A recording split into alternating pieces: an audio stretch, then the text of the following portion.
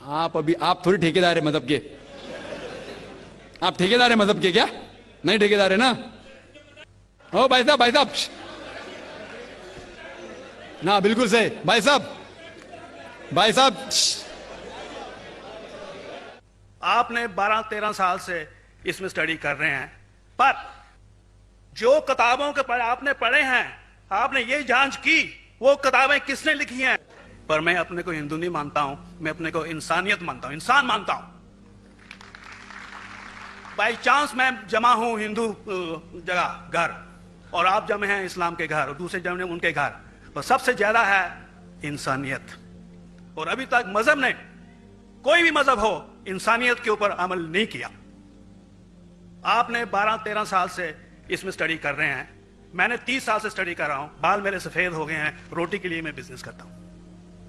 पर जो किताबों के आपने पढ़े हैं, आपने ये जांच की वो किताबें किसने लिखी हैं? हजारों साल बाद लिखी हैं। पहले जुबान की बात होती थी, कोई राम राम राम कह के उसके कहावत है मर मर मर कहने लगा, उसको पूजना है। वेरा ऐसी थी, ग्रीक मैथोलॉजी ऐसी थी, इजिप्शियन मैथोलॉजी ऐसी थी, इब्राहिम से लेके मोसेस तक, और आपके मोहम्मद साहब के तक। आपका मोहम्मद साहब का जो किताब लिखेगी कुरान 50 साल बाद लिखेगी, तो और नहीं 40-50 कोई भी हो। पर मुझे माफ करना साहब, मैं आपसे एक सवाल ये उठना चाहता हूं, हम सब इंसान है, इंसान को एक करके सब मजहब 21st सेंचुरी में इंसानियत मजहब क्यों नहीं बनाते? जो आप ठहर, मैंने अभी खत्म नहीं किया जनाब, मैंने हमने खत्म नहीं किया। हाँ, मैं ये कह रहा हूं साहब, आप अपना पर्सनल मजहब है रखिए, अपने घर में रखिए, बस स्टेट में और दूसरों के ऊपर ना लाइए, वार ना करिए, लड़ाई ना करिए। एक माफी चाहता हूं, ऐसी हजारों चीजें मैं दूसरे मजहब में निकाल सकता हूं। मैं आपसे पूछना चाहता हूं, खलीफा 40 साल के अंदर मर गए, मर्डर हुए, असैसिनेट हुए, और अली साहब जो थे वो ग्रैंडसन हमारे पैगंबर के थे। ये चीजों के हवाला दूसरों में भी है, मैं हजारों दे सकता हूं, पर इसका सवाल मैं आपसे कहना चाहता हूं। भाई साहब ने अच्छा सवाल पूछा, लंबा था, तकरीर थी छोटी। भाई साहब ने कहा कि वो हिंदू धर्म में पैदा हुए लेकिन हिंदू नहीं है, इंसान है। क्यों ना हम एक मजहब इंसानियत बनाते हैं? उनका जो कहना है वो इंसान है। भाई साहब, हर शख्स, हर इंसान जो पैदा होता है वो इंसानी होता है, लेकिन सिर्फ इंसान होना काफी नहीं है। इंसान होना जरूरी है। हर मुसलमान पहले इंसान होना जरूरी है उसे। इस्लाम की सारे बातें, एक भी बातें मैंने कहा मैं तकरीर में, इंसानियत के खिलाफ नहीं है। एक भी बातें मैं चैलेंज करता हूं, आप एक भी बात इस्लाम की बुनियादी बात बताओ जो इंसानियत के खिलाफ है। मुसलमान होने के लिए अच्छा इंसान होना जरूरी है। अगर आप अच्छे इंसान नहीं हैं तो मुसलमान हो ही नहीं सकते। लेकिन सिर्फ अच्छा इंसान होना काफी नहीं है। मिसाल के तौर पे डॉक्टर बनने के लिए 10वीं पास करना जरूरी है, फिर 12वीं, फिर डॉक्टरी। तो मैं कहूंगा डॉक्टर बनने के लिए स्कूल पास करना जरूरी है, लेकिन स्कूल पास करना काफी नहीं है। तो इस्लाम में अच्छा मुसलमान बनने के लिए अच्छा इंसान बनना जरूरी है, लेकिन सिर्फ अच्छा इंसान बनना काफी नहीं है। समझा? क्यों? क्योंकि इंसान को जिसने पैदा किया उसकी इबादत करना जरूरी है। जिसने आपको पैदा किया, जिसने आपको पैदा किया उसकी अगर आप इबादत नहीं करेंगे तो इंसानियत के नाम पे कलंक है। आप कहते हैं कि मजहब, जितने मजहब है सब भेदभाव पैदा करता है, नफरत पैदा करता है। आपने कहा, शंकराचार्य ने बिल्कुल सही कहा। शंकराचार्य ने कहा कि कोई भी मजहब नहीं सिखाता कि आपस में भेदभाव करना। उनकी भी स्टडी है, मेरी भी स्टडी, आपकी भी स्टडी है। आपने कहा कि मैंने 10-12 साल के, आपने 30 साल के। अगर आप 30 साल किए उसका मतलब नहीं कि आप मुझसे अच्छे हैं, जरूरी नहीं। मैंने नहीं कहा कि आपने कहा, मैंने ये भी नहीं कहा कि आपने कहा। मैंने कब कहा कि आपने कहा? मैं कह रहा हूं। मैंने कब कहा कि आपने कहा? मैं कह रहा हूं क्योंकि आपने कहा कि 30 साल की स्टडी की। मैं हिंदू मजहब पे भी चंद साल के, अल्हम्दुलिल्लाह सुम्मा अल्हम्दुलिल्लाह, कई शंकराचार्य से बात की, कई स्वामी जी से बात की, कई प्रीस्ट और फादर से अमेरिका में की। मैं तो अभी तक जवान हूं माशाल्लाह, अल्लाह का फजल है, अल्लाह का फजल है। आपने कहा कि मजहब भेदभाव करता है, यह कहना बिल्कुल गलत है। मजहब भेदभाव नहीं करता।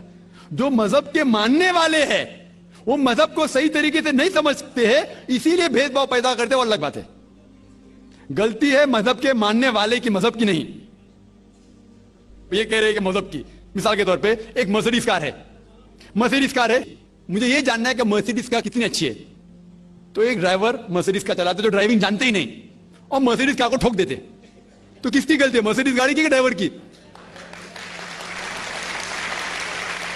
अगर आपको जानना है मर्सिडीज का कितनी अच्छी है तो आपको यह देखना चाहिए स्पेसिफिकेशन, उसका पावर कितना है, हॉर्स पावर कितना है, माइलेज कितना है, सेफ्टी मेजर कितना है, उसकी तहकीक करने के बाद आपको कहना चाहिए कि कितनी अच्छी मर्सिडीज कार है। अगर जानना चाहिए कितनी अच्छी है तो उसको बिठाओ जो ड्राइविंग जानता है। तो इसीलिए इस्लाम को जानने के लिए मुसलमानों को मत देखो, अगर देखना है तो मोहम्मद सल्लल्लाहु अलैहि वसल्लम को देखो।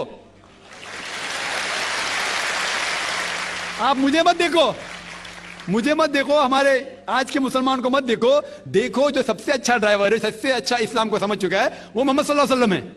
उनको देख के इस्लाम की तहकीक करो, और तहकीक करने के लिए आपको इस्लाम की किताब पे जाना पड़ेगा। और आपने जो कहा आखिर के अंदर कि सारी मजहब किताब बाद में लिखी गई, पहला कहना था, आप काफी हद तक के सही है, आप काफी हद तक के सही है कि आप बिल्कुल सही फरमाते, लेकिन यह कहना कि सारी मजहब की किताब उसमें गलती है। अक्सर मजहब कितने किताब है, वेद हो, उपनिषद हो, बाइबल हो, ओल्ड टेस्टामेंट हो, न्यू टेस्टामेंट हो, आपने कहा मूसा अलैहिस्सलाम से लेके वहां से था, लेकिन आखिरी में जो आपने गलती की मोहम्मद सल्लल्लाहु अलैहि वसल्लम वहां गलती की, आखिर में आके अटक गए, आखिर में आके फंस गए। आपने शायद इस्लाम का मुताला सही तरीके से नहीं किया होगा, आपने शायद अरुण शुरू की किताब पढ़ी होगी।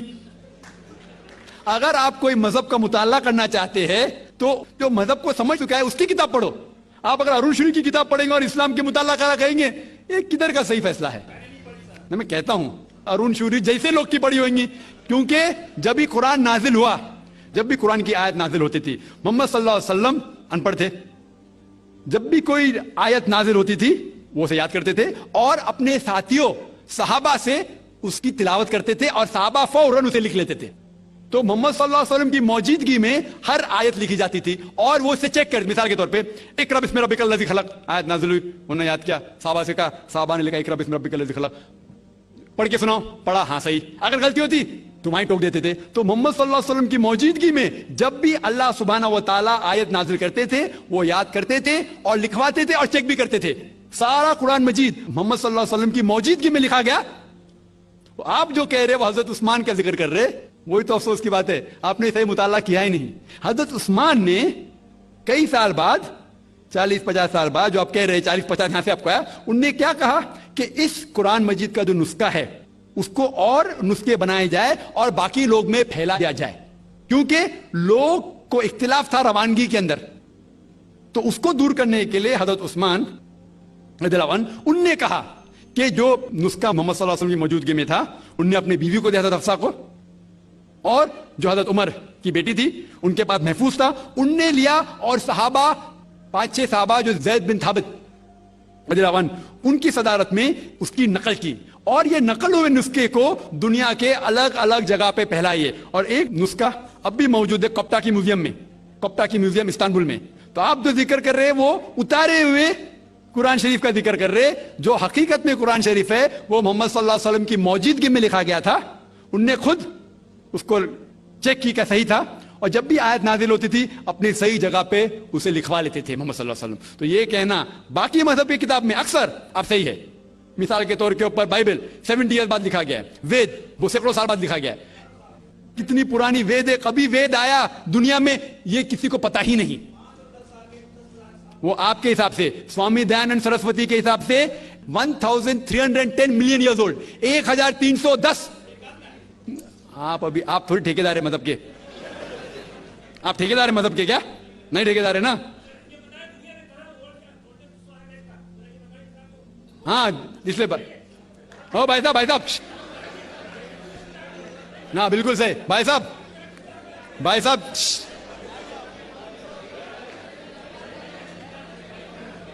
साहब, इसीलिए इख्तिलाफ जो है ये कम इल्मी के वजह से,